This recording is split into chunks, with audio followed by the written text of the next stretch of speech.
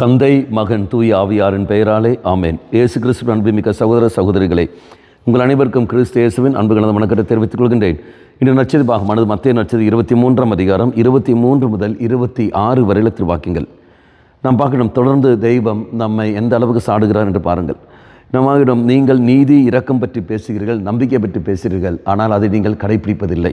தூய்மையை பற்றி பேசுகிறீர்கள், ஆனால் நீங்கள் தூய்மையோடு இருப்பதில்லை. வெளி உலகத்துக்கு மட்டுமே நல்லவர் போல் இருக்கிறீர்கள், ஆனால் உள்ளுக்குள்ளே தனிப்பட்ட வாழ்க்கையில் நீங்கள் பாவ வாழ்க்கை வாழ்ந்து கொண்டு வருகிறீர்கள். உலகம் காண்பதில்லை, ஆனால் தெய்வம் கண்டு கொண்டிருக்கின்றார். அவர் சொல்ல வார்த்தை, நீ வெளிவிடக்காரனாக செயல்படுகின்றாய், குருட்டு வழிகாட்டியாக செயல்படுகின்றாய். இறைசில் மன்றாடுவோம்.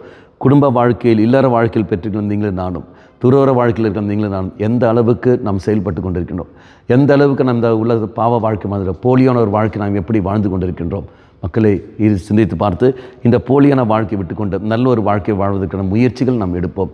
தெய்வமே, இந்த ஒரு வாழ்க்கை, இந்த போலியான வாழ்க்கை இல்லாமல் நல்ல ஒரு வாழ்க்கையை வாழக்கூடிய தைரியத்தை தந்துடலாம். இந்த சூழலுக்கு ஏற்றபடி பொருந்தி கொண்டு அதுக்கேற்றபடி பாவத்தை தவிர்த்து கொண்டு வாழக்கூடிய வரத்தை எனக்கு தாரும் ஆண்டவர் சொல்லிக்கொண்டு தாகத்தோடு நம் அன்றாடு ஜெபிப்போம். கண்களை மூடிக்கொள்ளுங்கள். ஆண்டவரை, சூழலை புரிந்து கொண்டு பாவம் செய்யாமல் வாழக்கூடிய வரத்தை எனக்கு தந்துடலும். நீதி நேர்மை இரக்கம் சொல்கிற நான் அதுக்கேற்றபடியே நான் வாழக்கூடிய வரத்தை தந்துடலும். என்ன சொல்கிறேனோ அது செயல்பாட்டில் கொண்டு வர கிருபையும் எனக்கு தந்துடலும்.